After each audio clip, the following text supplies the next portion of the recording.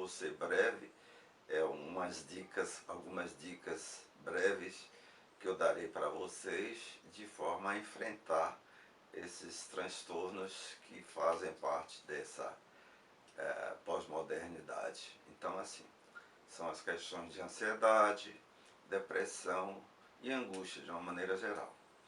Então, darei algumas dicas breves que têm um cunho terapêutico, né? Vocês exercitando vão perceber que alguma contribuição eu estou dando para um enfrentamento dessas situações.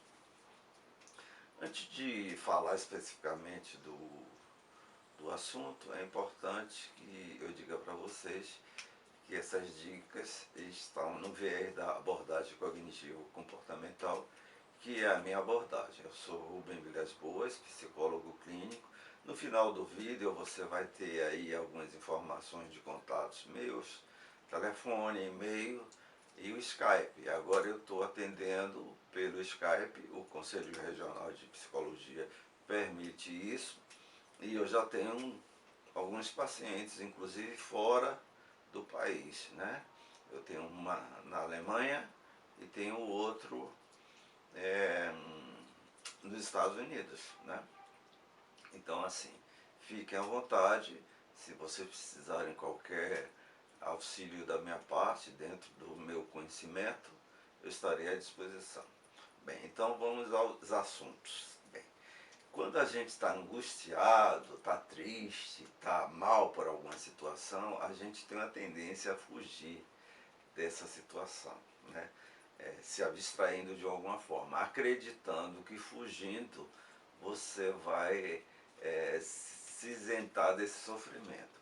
Muito pelo contrário, a gente tem que enfrentar, a gente tem que permitir, né, esses pensamentos aflorarem, virem até você, e mais adiante vou dizer por quê.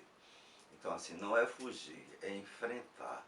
No momento que você enfrenta, no momento que você permite pensar, respirar essa angústia, ver onde é que ela está refletindo no seu corpo, né? Introjetar mesmo toda essa emoção negativa, esse estado vai lhe dar pista. Primeiro, pista que você vai ter disso é de que você não está bem, né?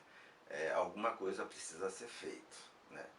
E a segunda dica é você pontuar exatamente o que é que está levando a esses pensamentos. A gente fala, e eu sempre estou confirmando que a gente sente por conta da percepção do nosso entorno, do que a gente está percebendo em torno da nossa existência a nível de conflito, é que faz com que a gente tenha pensamentos, e por tabela esses pensamentos geram um mal-estar, e o mal-estar vai para o comportamento.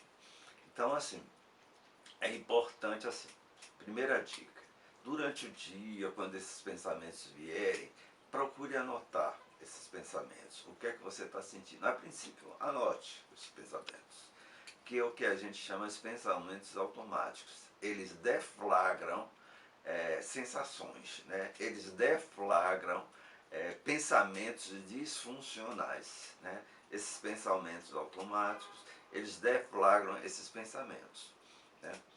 Que são, em via de regra, esses pensamentos são aversivos. Nesse momento, eles só são interessantes porque eles vão pontuar para você o que é que está acontecendo com você. Eles são as pistas para mais adiante você trabalhar as questões que eles vão trazer à tona, né? Que mais adiante eu vou explicar o que são esses pensamentos automáticos. Então, assim, você faz um relatório, uma breve anotação, anota, e aí você vai para a teoria da abordagem comportamental, que é essa dica que eu vou lhe dar agora. A gente vive desde pequeno submetido a regras, né? Regras da família, regra da sociedade, regras de uma maneira geral, que dizem que você está politicamente correto agindo daquela forma. Então, o que é que acontece? Muitas dessas regras são, além de serem arbitrárias, elas necessariamente não são fidedignas ao seu estado, ao seu modo de vida. Isso tem que ser respeitado, desde quando você não seja ameaça para a sociedade ou para o outro, né? Então, assim, a gente vive muito em cima dessas regras que geram para nós, e às vezes até para uma sociedade, para uma cultura, uma crença irreal, né? A gente vive, né, tenta viver regido por essas crenças que eu chamo crenças disfuncionais ou irreais. Então a gente vive por conta disso e sofre muito. Então vamos pensar numa situação de conflito. Você está num relacionamento e aí você percebe que a coisa está degringolando. E aí você começa a sofrer, etc e tal. Por quê? Porque nessa relação com o outro, algumas crenças que permeiam esta relação estão vindo à tona e leva você a um sofrimento, né? Então, para você mapear esses pensamentos automáticos, que eu ainda falei há pouco, você, você pode dividir por áreas. Por exemplo, relacionamento. Vamos pensar que o que é um relacionamento para você? Você especificamente tem que pensar o que é uma relação, o que é que você pretende ao se relacionar com o outro. O que é o homem? O que é a mulher? Como é que ele se comporta? Como ela se comporta? Como é que a relação está sendo estruturada? Existe o respeito? Como é que... O que é um relacionamento para você? O que é um casamento? O que é partilhar um espaço? O que é partilhar experiências dentro de uma relação? O que é rotina dentro dessa relação, né? Então, todos essas indicações estão dentro dessa área especificamente do relacionamento.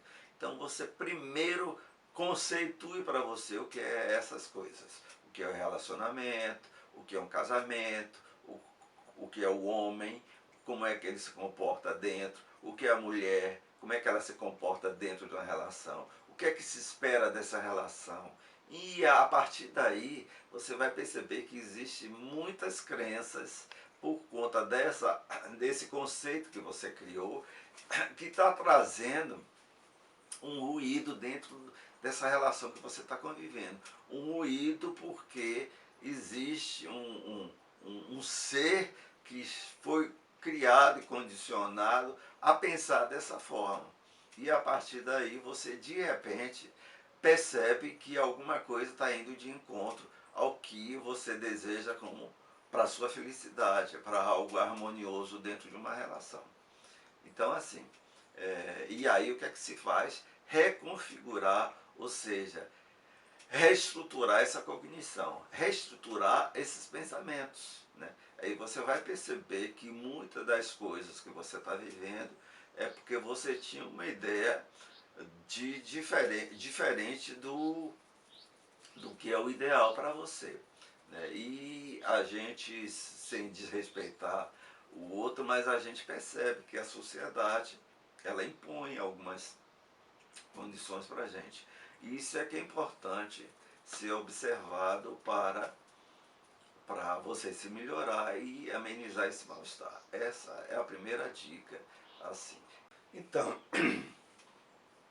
Então, concluindo, o que eu quero deixar claro é que é importante você se aperceber, confrontando o seu juízo, os seus conceitos, o que você acha sobre tudo isso que eu te falei, suas capacidades, né, do que você é capaz, né, do que você acredita que você tem e que você é e que é bom para você e também para o outro, e modificar, reconfigurar esses pensamentos.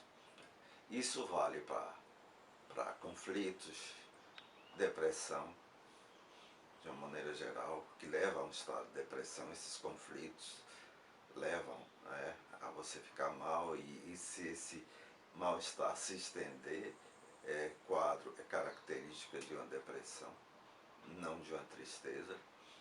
E a ansiedade de uma maneira geral, que é o maior transtorno que atinge a população.